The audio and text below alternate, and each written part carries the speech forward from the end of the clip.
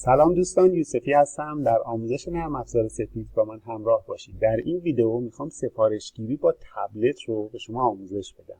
سفارشگیری با تبلت مستلزم اینه که شما لایسنس تبلت یا گارسون رو داشته باشید. از کجا میفهمیم که ما لایسنسش رو داریم؟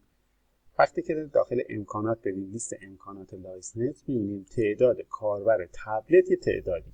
مثلا برای من یکی یعنی ما میتونیم یک تبلت داشته باشیم که نرم افزار اندرویدی داخلش نصب باشه و با اون سفارش گیری کنیم. اگر دو باشه یعنی دو تا تبلت همزمان میتونن سفارش گیری کنن. برای سفارش گیری ما باید در قسمت کدگذاری گارسون هامون رو مشخص کنیم. لیست گارسون ها. یکی دو تا گارسون ما ایجاد میکنیم. روی به اضافه کلیک میکنیم نام گارسون. مثلا من مینویسم مهماندار. کلمه عبور، حالا مثلا 1 2 3. گروه پیشفرض این گروه میز هاست. به کدوم یکی از گروه های میز ها دسترسی داشته باشه. حالا گروه پیشفرض 1. دسترسی میهماندار در تبلت، دسترسی کامل، دسترسی به تصویه و چاپ، دسترسی به سفارش گیری.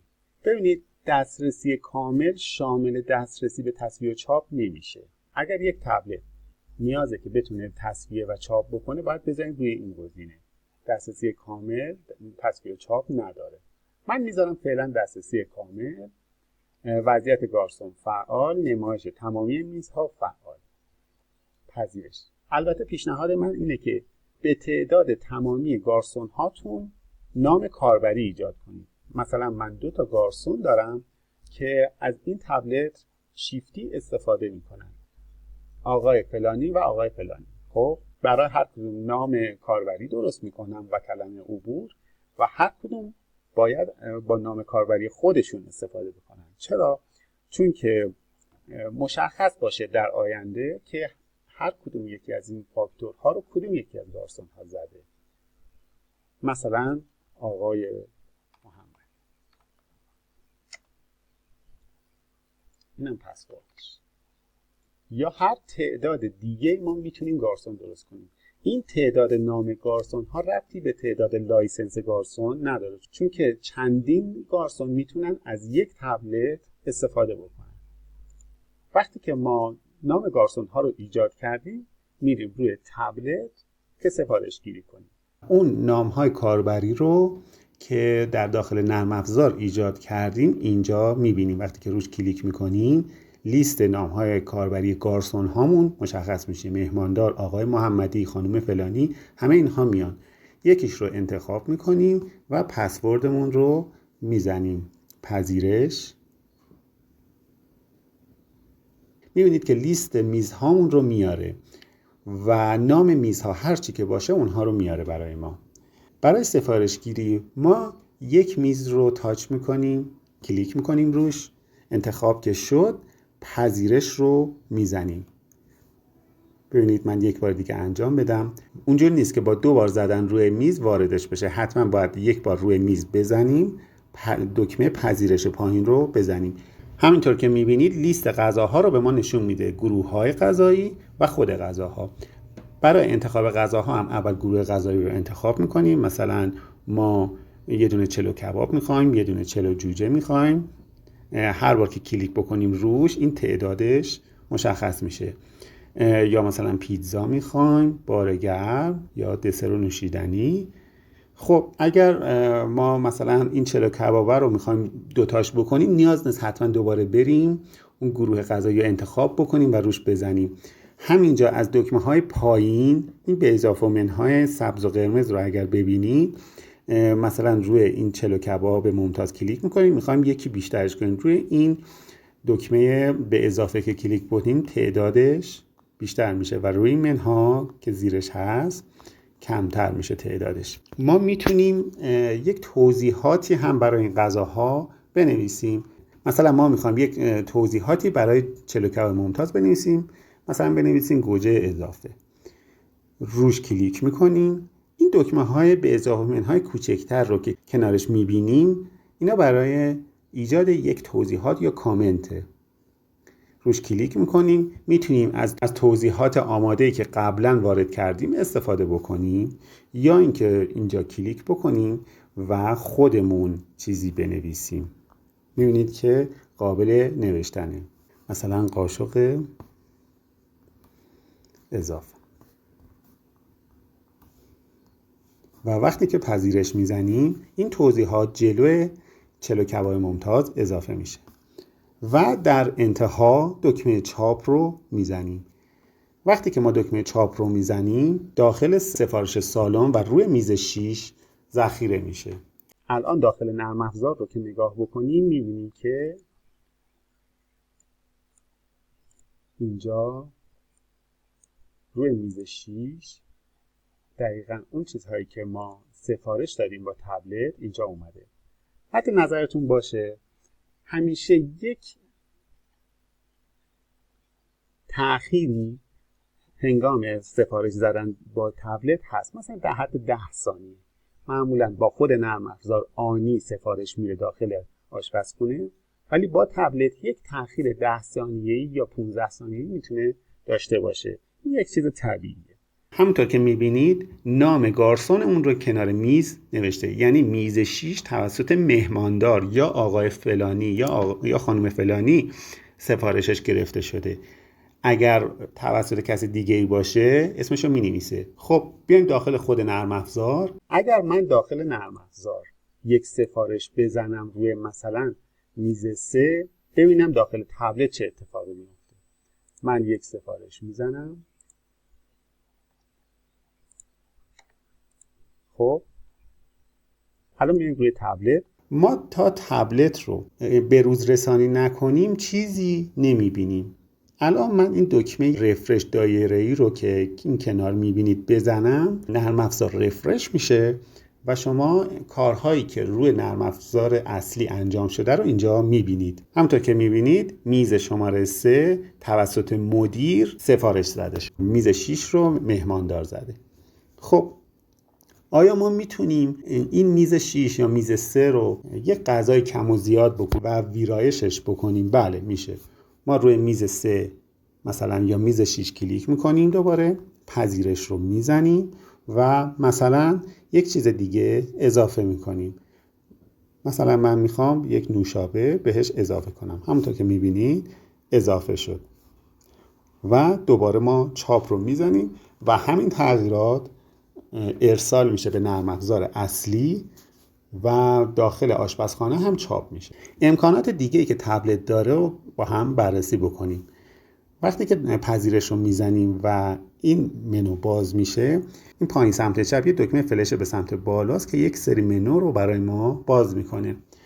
همونطور که میبینید کد داره، تعداد داره و مشتری و میز و شماره موبایل. تعداد منظور تعداد نفراته. اینجا هم میتونیم مشتری رو انتخاب بکنیم، کدش رو. ما اینجا میتونیم کدش رو وارد کنیم. مثلا کد 1 رو وارد بکنیم و دکمه ذخیره رو بزنیم. میبینید که اینجا آقای اسدی رو آورد، یعنی آقای اسدی کد 1. تعداد نفرات رو اینجا میتونیم وارد کنیم، چند نفرن. اینجا میز هم هست، یعنی روی میز 6 اینجا فاکتور گرفته شده و ما توانایی این رو داریم که میز رو هم تغییر بدیم. شما تصور کنید که روی یک میز نشستن، سفارش دادن، ولی حالا میخوان پاشن برن روی میز مثلا شماره 7. ما این روی میز کلیک میکنیم، لیست میزها باز میشه، میز 7 رو انتخاب میکنیم، دکمه ذخیره رو میزنیم و پایین هم دوباره دکمه چاپ رو میزنیم. همونطور که میبینید از میز 6 به میز 7 منتقل شد. در قسمت پایین هم میتونیم شماره موبایل مشتری رو وارد کنیم. پرکاربردترین قسمتش همین این قسمت تغییر میز هست. از امکانات دیگه‌ای که اینجا داره، اگر اینجا ما خارج بشیم، این پایین دکمه چاپ داره. اگر ما روی این میز کلیک بکنیم و دکمه چاپ رو بزنیم، میبینید که لیست رو برای ما آورده و 2 تا دکمه داره: چاپ، پرینت کمری. منظور از پرینت کمری پرینترهای کوچیکیه که به کمربند وصل می شده و با بلوتوث کار می کرده. اگر چنین چیزی داریم و با بلوتوث به تبلت ما وصله که میتونه یک چاپ کوچیکی برای ما چاپ بکنه و بدیم به مشتری روی میز. یک سری دستگاه‌های دیگه هم هست که بهشون میگن تبلت پوز 3 کاره، شبیه دستگاه کارتخانه ولی خب صفحه بزرگتری داره، اندرویدیه و ما میتونیم این نرم افزار گارسون رو داخلش نصب بکنیم و وقتی دکمه پرینت کمری رو ما بزنیم، میبینید که میخواد وصل بشه با بلوتوث، ما این دکمه پرینت کمری رو بزنیم از داخل همینجا یک چاپ به ما میده. ولی اگر این دکمه چاپ خالی رو، این دکمه چاپ کناری رو بزنیم چی میشه؟ از پرینتر کنار صندوق چاپ مشتری رو به ما میده. وقتی هم که چاپ مشتری رو به ما بده، همونطور که میبینید داخل نرم افزار میز 7 سبز رنگ شد. ببینید وقتی که ما سفارش میدیم قرمز رنگه، وقتی که اون میز رو چاپ مشتری بزنی سبز رنگ میشه. وقتی که سبز رنگ بشه یک اتفاقی میفته، داخل تبلت ما دیگه نمیتونیم ویرایش کنیم. من الان روی میز 7 کلیک میکنم، پذیرش رو میزنم و همونطور که میبینید این دکمه های پایین دیگه وجود نداره. من به عنوان گارسون دیگه نمیتونم ویرایش کنم، ولی صندوقدار داخل نرم افزار میتونه. ولی وقتی روی میز 3 کلیک میکنم، این میز 3 که قرمز رنگ بود، پذیرش رو میزنم، میبینید که دکمه های پایین همچنان فعاله و من میتونم ویرایش کنم و غذایی کم و زیاد بکنم. خب اگر گارسون اون، مثلا گارسون آقای محمدی، دسترسی به تصویه و چاپ داشته باشه، ببینیم چه شکلیه. من از اینجا خارج میشم و آقای محمدی رو من میزنم. میبینید که یک دکمه تصویه این کنار زیر مکان بالای تصحیح هست. اگر من روی میز کلیک بکنم و تصویه رو بزنم، در جا تصویه میشه. میبینید که تصویه شد. کاربری دکمه تصویه برای تبلت پوز هاست که یک دستگاه کارتخانه. وقتی که بانک تبلت پوز فعال باشه، ما دکمه تصویه رو بزنیم، یک صفحه میاد با این مضمون که کارت خود را بکشید و میز در جا تصویه نمیشه. تا وقتی که ما کارت رو نکشیم تصویه نمیشه. این قسمت تبلت بود، دیگه چیز دیگه ای نداره. بریم رو خود نرم افزار. چند تا نکته هست، چند تا گزارش هست درباره گارسون ها. داخل گزارشات گزارش کارکنان، گزارش میزهای گارسون هست و گزارش عملکرد گارسون ها. به همین خاطره که من میگم به ازای تمام کسانی که از تبلت استفاده میکنن نام کاربری درست کنید. ببینید گزارش عملکرد گارسون ها، مهماندار، آقای محمدی یا هر کس دیگه. وقتی که ما این گزارش رو اجرا بکنیم، لیستش رو به ما نشون میده که مثلا آقای محمدی در این دوره تاریخی چه تعداد اوردر رو گرفته و حتی میتونیم مثلا برگردیم به گذشته، مثلا در فلان تاریخ فلان میز فلان فاکتور گارسونش کی بوده، آقای محمدی بوده، خانم فلانی بوده یا هر کس دیگه.